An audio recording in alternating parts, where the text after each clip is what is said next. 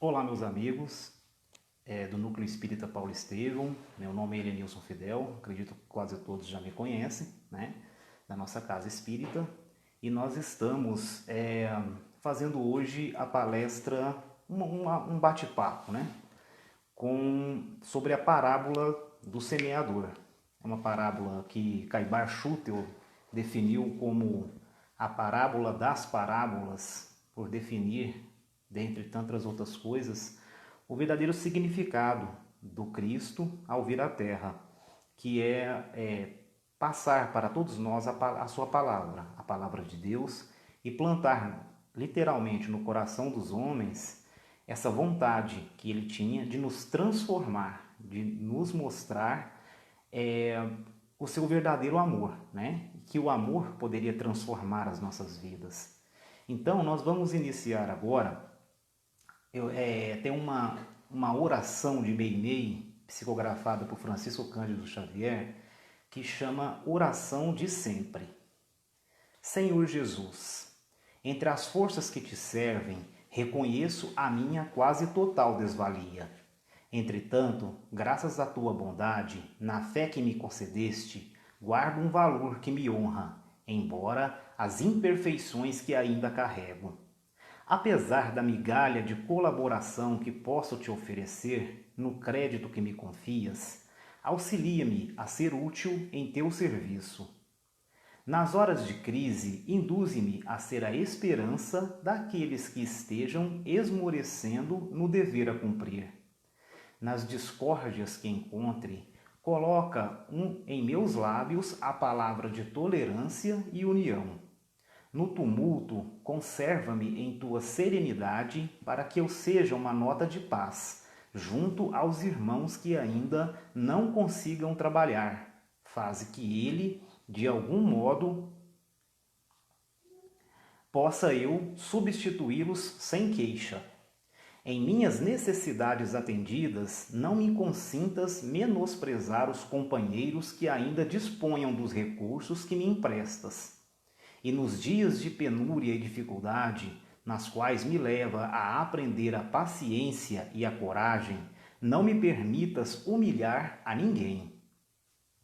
Senhor, ensina-me a ser o pensamento que o modela o bem, o sentimento que compreende e perdoa, o olhar que vê sem malícia, o ouvido que escuta, a aspereza sem transmiti-la aos outros, a mão que trabalha e protege, a voz que esclarece e abençoa, sem azedume ou condenação.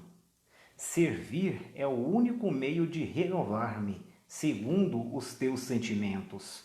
Ajuda-me a servir e servir sem qualquer ideia de cansaço ou compensação. E se não posso ombrear com as inteligências que transformam em chamas do teu amor para engrandecerem a vida, deixa, Senhor, que eu seja, entre os irmãos de experiência e de provas, um pequenino raio de tua luz. Meimei, psicografada pelo Francisco Cândido Xavier. Essa prece é muito bonita, chama Oração de Sempre. Bem, meus amigos, vamos começar com a nossa leitura, né? Do capítulo Sede Perfeitos, né? A parábola do semeador. Se o áudio estiver ruim, por favor, vocês me retornem que eu aumento um pouquinho, tá? Naquele mesmo dia, tendo saído de casa, Jesus sentou-se à borda do mar. Em torno dele, logo reuniu-se uma grande multidão de gente, pelo que entrou numa barca, onde sentou-se, permanecendo na margem todo o povo. Disse então muitas coisas por parábolas, falando-lhes assim: Aquele que semeia saiu a semear. E semeando, uma parte da semente caiu ao longo do caminho, e os pássaros do céu vieram e comeram. Outra parte caiu em lugares pedregosos, onde não havia muita terra. E as sementes logo brotaram, porque carecia de profunda a terra onde havia caído. Mas levantando-se, o sol as queimou, e como não tinham raízes, secaram. Outra parte caiu entre os espinheiros, e estes, crescendo, as abafaram. Outra, finalmente, caiu em terra boa e produziu frutos, dando algumas sementes, umas 100 por um, outras 60 e outras 30. Ouça quem tiver ouvidos de ouvir. Mateus capítulo 13, no versículo 1 a 9. Escutai, pois vós outros, a parábola do semeador. Quem quer que seja a parábola do reino, a palavra do reino, e não lhes dá atenção, vem o espírito maligno e o tira o que lhe fora semeado no coração. Este é o que recebeu a semente ao longo do caminho. Aquele que recebe a semente em meio das pedras é o que escuta a palavra e que recebe com alegria no primeiro momento. Mas não tendo nele raízes, dura apenas algum tempo. Em sobrevindo reveses e perseguições por causa da palavra, tira ele dali motivo de escândalo e queda. Aquele que recebe a semente entre os espinheiros é que ouve a palavra, mas em quem, logo, os cuidados deste século e a ilusão das riquezas abafam aquelas palavras e a tornam infrutífera. Aquele, porém, que recebe a semente em boa terra é o que escuta a palavra e o que lhe presta atenção, e quem ela produz frutos, dando 100, ou 60, ou 30 por um. Meus amigos, a parábola ela exprime perfeitamente as matizes de maneira a serem utilizadas no ensino do Evangelho. Quantas pessoas há, com efeito, para as quais não passa de letra morta e que, como a semente caída sobre os pedregulhos, nenhum fruto dá? Aqui a gente entra, a parábola em que Cristo costumava desenvolver, ele tratava de coisas do cotidiano. Um exemplo, ele sempre pegava o samaritano, a viúva, o pescador, o semeador, que são figuras que, no caso de serem figuras alegóricas, mas eram figuras práticas, figuras que aquelas pessoas ainda do seu tempo, pessoas ainda rudes, pessoas dadas à lavoura, à pesca e todo tipo de trabalho mais primário, trabalho de lidar com essas fontes, eles passavam a entender e perceber, com fatos do cotidiano, as palavras de Jesus. E assim, eles acabavam ficando cada vez mais conscientes, Porque se Jesus fosse falar com uma literatura um pouco mais difícil, um pouco mais sofisticada, ia ficar muito difícil, porque grande parte daquela população em si era analfabeta. Então, a parábola do semeador, ele é um simples fato do cotidiano. E ele diz, mas com uma profunda sabedoria, nessas alegorias, nesse contato prático, nessas histórias, em que ele contava às multidões. Então, vamos entender.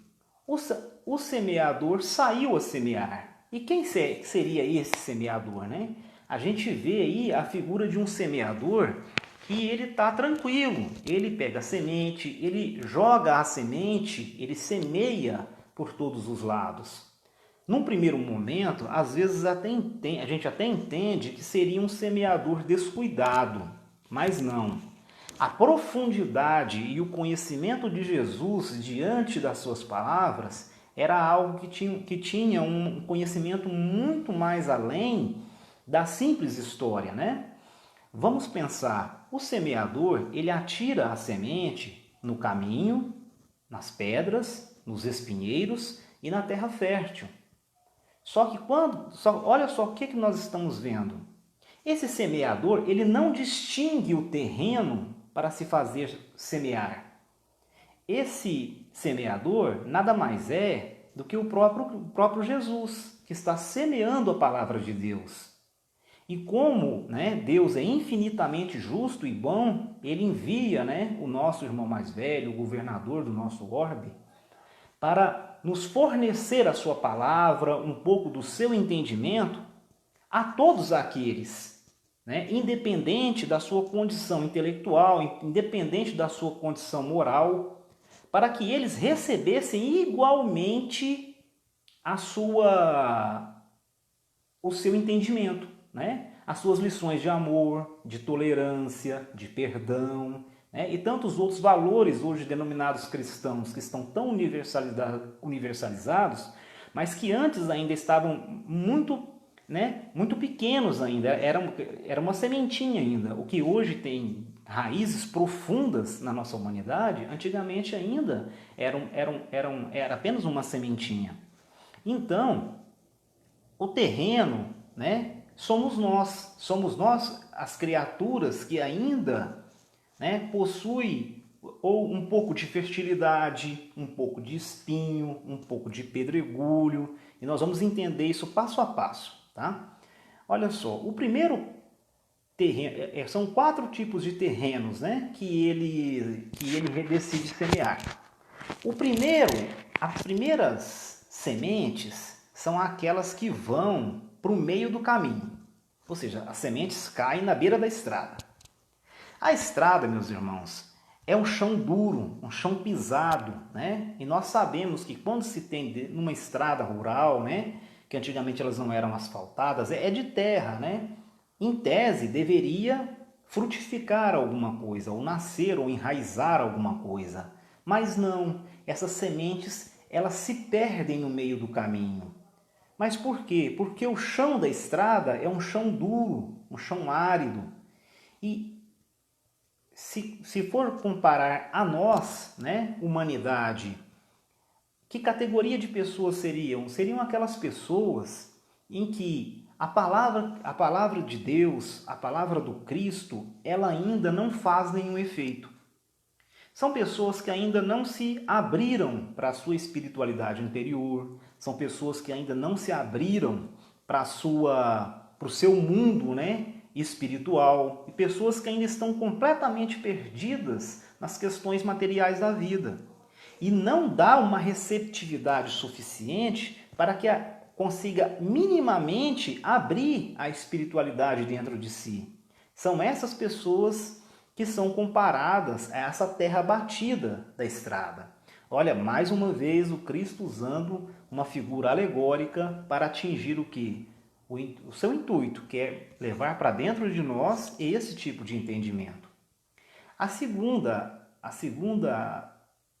O segundo terreno, né, em que ele lança essas sementes é no meio das pedras, né?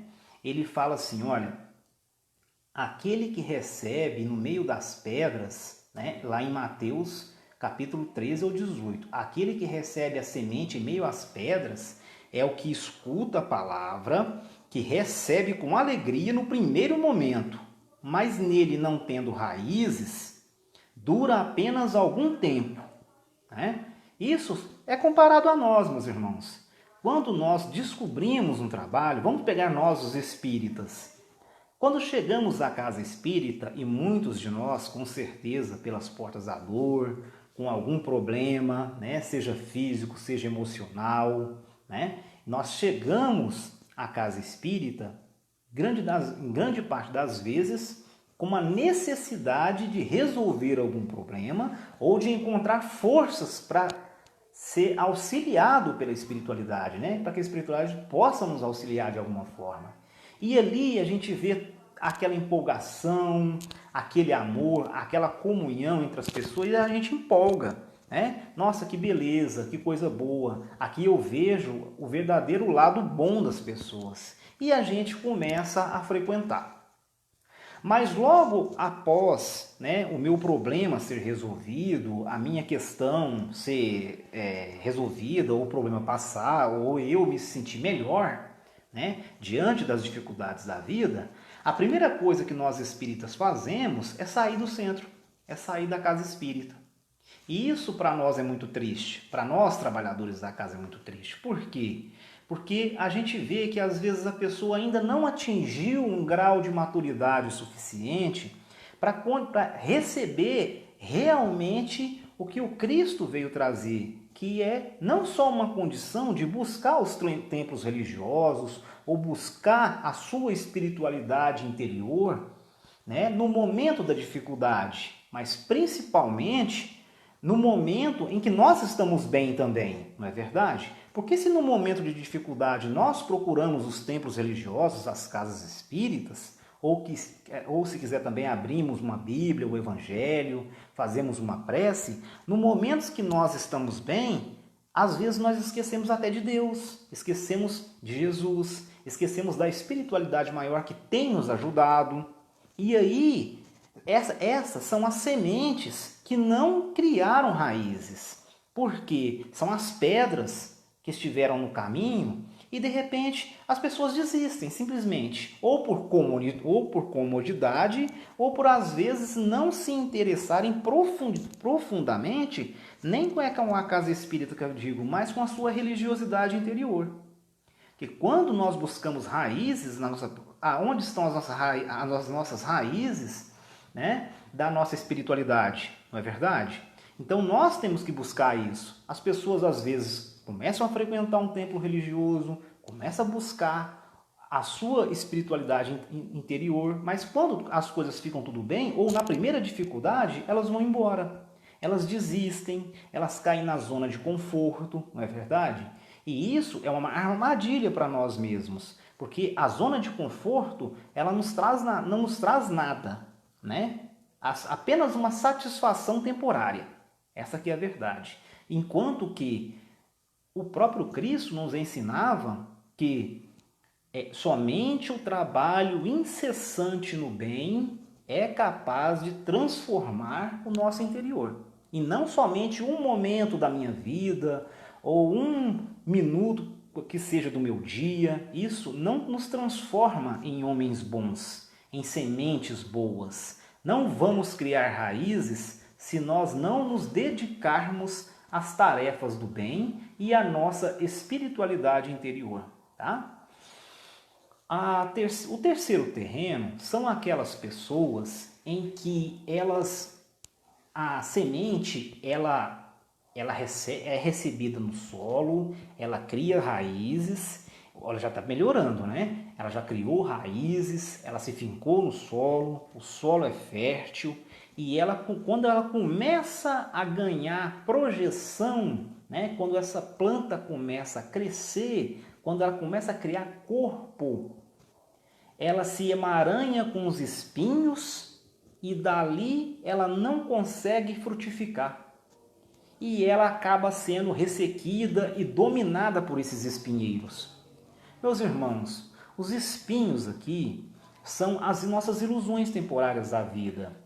São as nossas ilusões do dinheiro, do emprego, né? Tudo isso passa.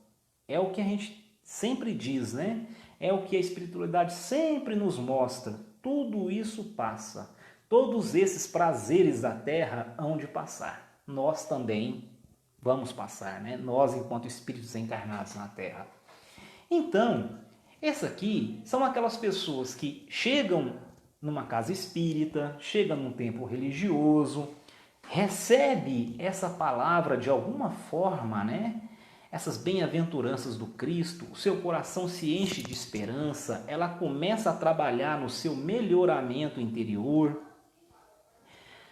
ela cresce, ela cria corpo, não é verdade? Só que quando começa a ter as provações e as ilusões da vida, essas pessoas, de alguma forma, ou nós, de alguma forma, desistimos do nosso trabalho. Se nós temos um amplo trabalho de melhoramento, de burilamento infinito afora, a começar de agora, né? Como dizia nas palavras do Emmanuel, temos que refletir da nossa oportunidade de nascer de novo. Nós não estamos de férias, né? Aqui enquanto encarnados. Então, meus amigos, nós somos essas pessoas que buscam, né, criar raízes em algum lugar, buscar a nossa espiritualidade. Só que não existe vitória sem sacrifício. Não existe vitória sem sacrifício.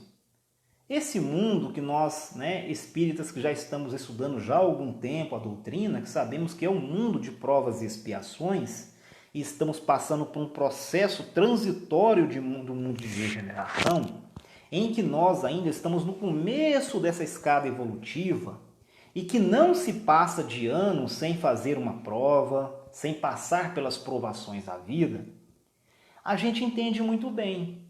Só que nós ainda estamos cerceados pelo nosso orgulho, pela nossa vaidade, por uma zona de conforto que se entenda bom para nós, né? E a gente quer ficar quieto, a gente não quer se movimentar, a gente não quer sacudir a poeira dos nossos velhos vícios, né? É mais fácil empurrar esses vícios para debaixo do tapete, fazer com que eles não existem. Naquela velha palavra, nasci e vou morrer assim mesmo. Não, nós não nascemos dessa forma. E da mesma forma que por mais que a gente não queira, não vamos permanecer nessa forma. Por quê? Porque o mundo gira, né? A gente evolui e de alguma forma a gente aprende, seja pelo amor, seja pela dor.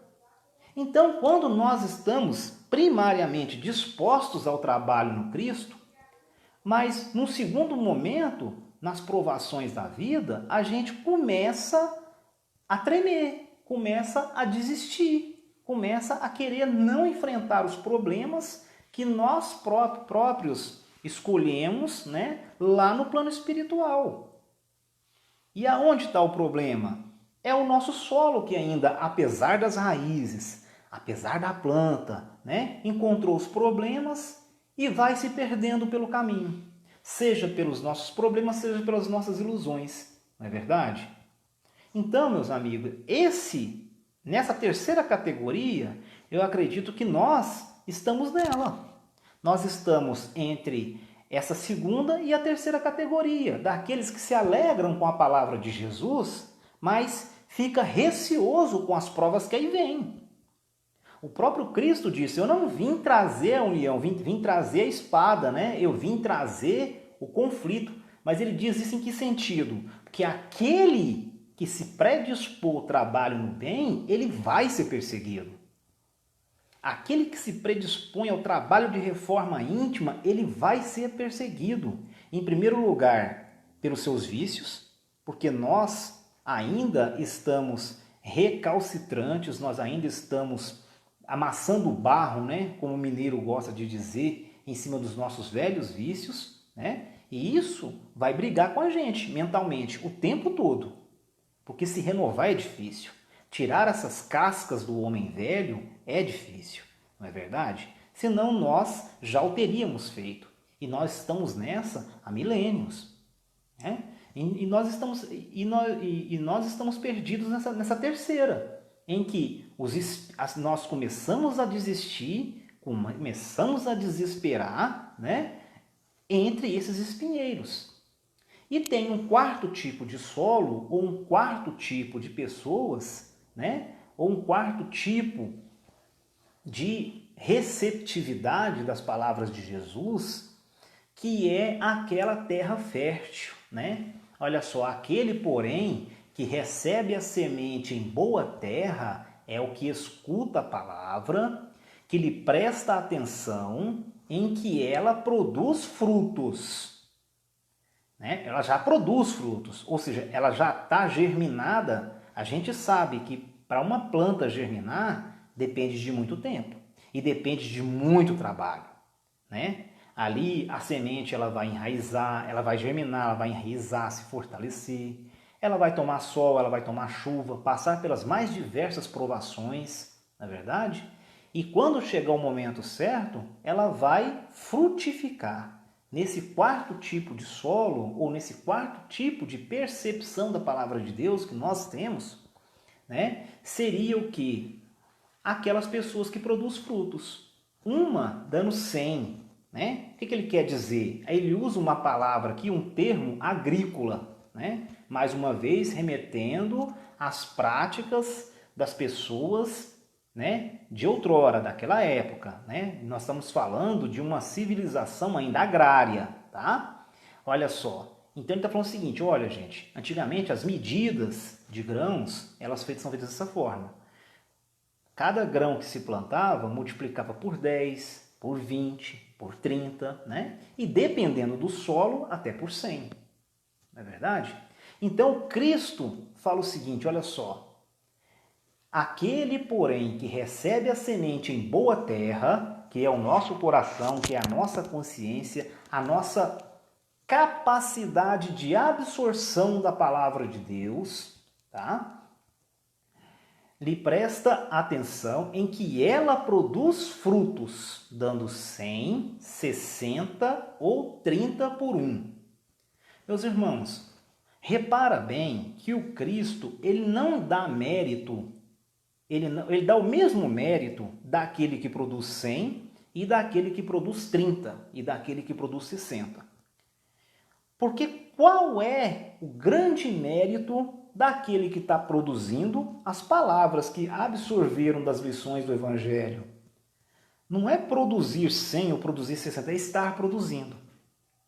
Então, aquele espírito, né? Nós, espíritos encarnados, aquele que já passou por todas essas etapas, que de boa vontade e com alegria aceita essas palavras, os ensinamentos do Mestre, e consegue multiplicar isso, é sinal que nós já conseguimos avançar nesse processo evolutivo, em que nós não mais estamos somente recebendo, né, essas palavras, mas multiplicando, né? Como diz aquele ditado, o lago, enquanto mais límpido, mais ele vai refletir a luz da lua e das estrelas.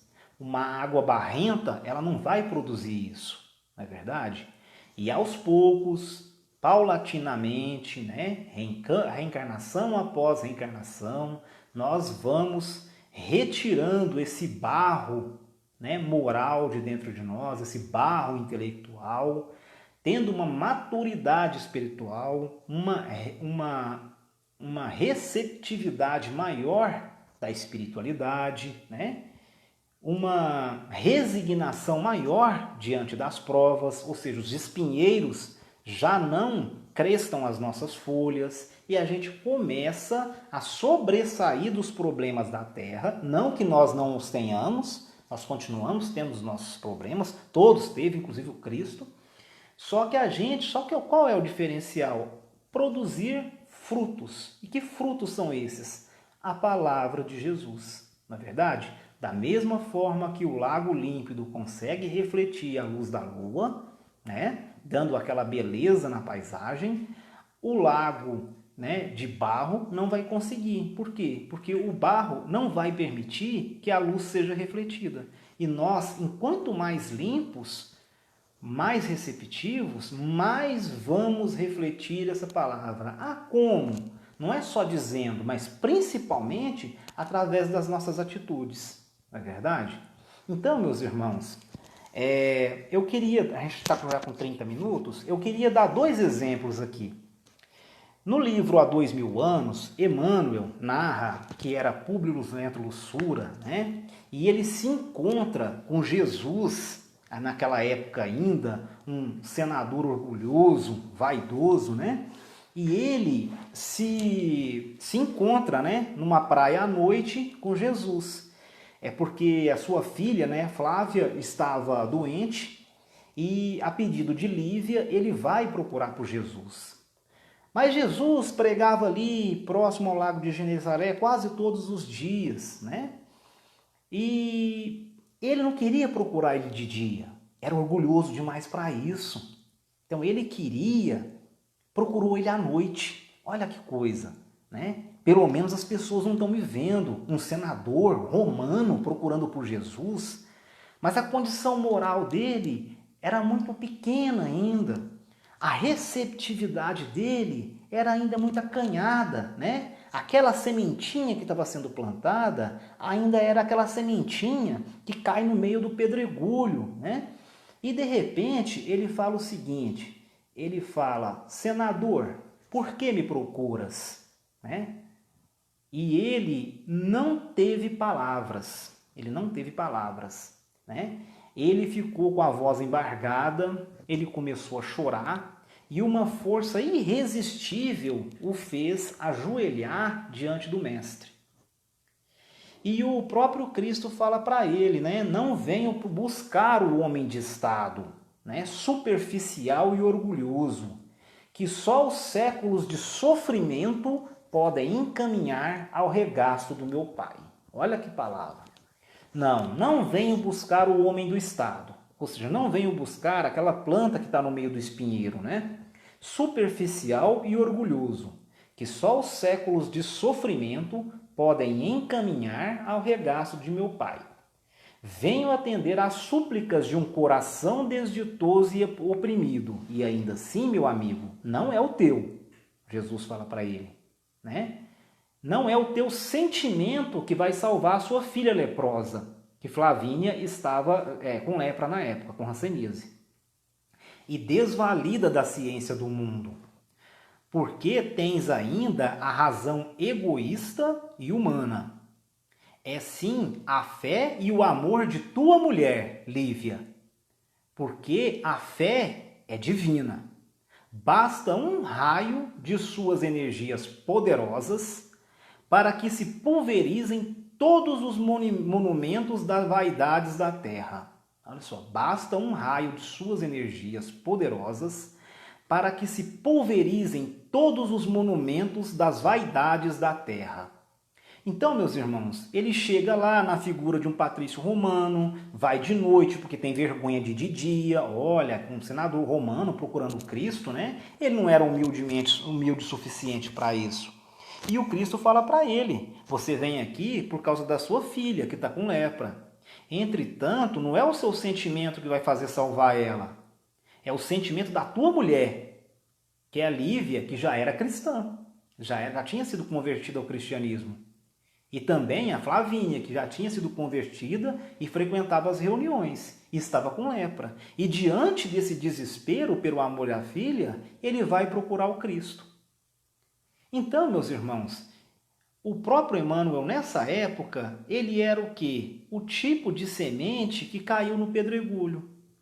O tipo de pessoa que ainda é extremamente vaidosa, orgulhosa, como nós somos hoje, né? Nós não escapamos ainda desse veio orgulhoso, né? Que do próprio Públio Lentulus, que era Emmanuel naquela época. Nós ainda estamos embaçados, né?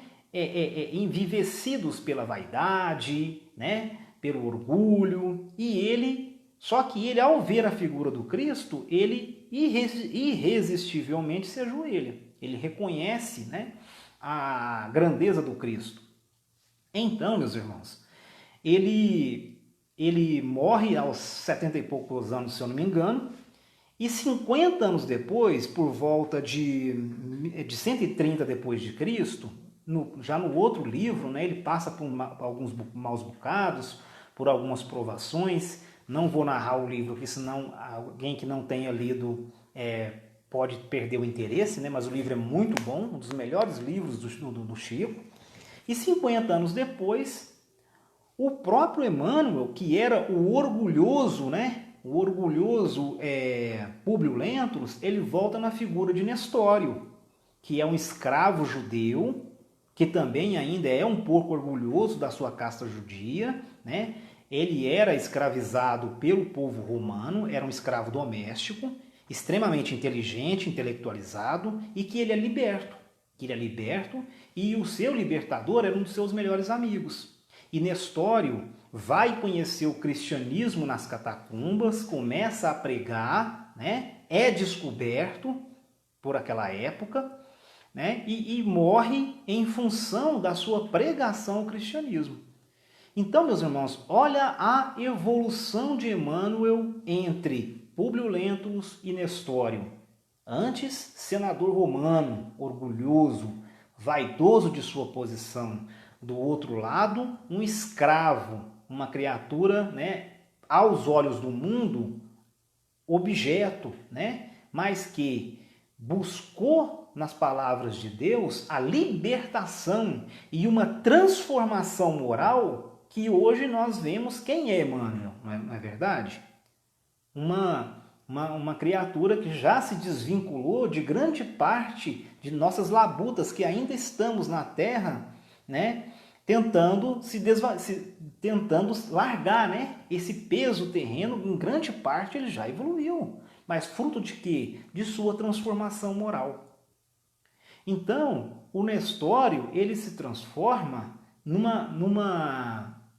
nesse quarto estágio, que é o quê? Que é o solo fértil, que recebe essa palavra, que busca, né, transformar-se intimamente diante do seu orgulho, da sua vaidade, e é capaz de se sacrificar em prol do cristianismo e em prol de Jesus, tá? Então, meus irmãos,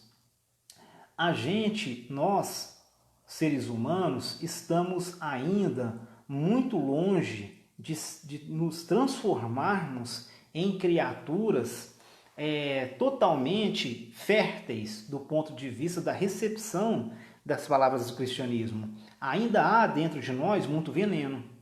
Veneno do vício, da vaidade, do orgulho, né? E de tantos outros defeitos que nós temos, que só o trabalho no bem, só a reforma íntima, né? E só o trabalho incessante, né? Colocando a luz para que todos vejam, né? Encontrando Jesus às claras, né? E não Jesus à noite, escondido de todo mundo, como Públio Lentulus fez. Nós temos que procurar dentro de nós o nosso Nestório, né? É essa criatura, esse espírito de sacrifício, né? Como nós dissemos, não existe vitória sem sacrifício, não é verdade? O espírito que escreveu essa palavra diz o seguinte: a parábola do semeador exprime perfeitamente as matizes existentes na maneira de serem ensinados os ensinos do Evangelho. Quantas pessoas há, com efeito, para as quais não passa ele de letra morta e, como semente caída em pedregulhos, nenhum fruto dá. Nós estamos encerrando agora, né? Já está dando 40 minutos. Meus irmãos, refletimos sobre essa história, refletimos que tipo de solo nós somos. Porque Deus está aí para todos nós, né? Semeou a semente no coração de cada um. E a semente que é minha, ela é igual à sua. Basta a gente fertilizar ela para nós nos tornarmos, né, criaturas melhores, tá bom? Que Jesus esteja com todos vocês. Obrigado pela paciência, tá? É a minha primeira live. Peço desculpas a vocês pela dificuldade de dicção ou alguma coisa nesse sentido, mas que Jesus esteja com todos vocês e boa semana a todos. Obrigado.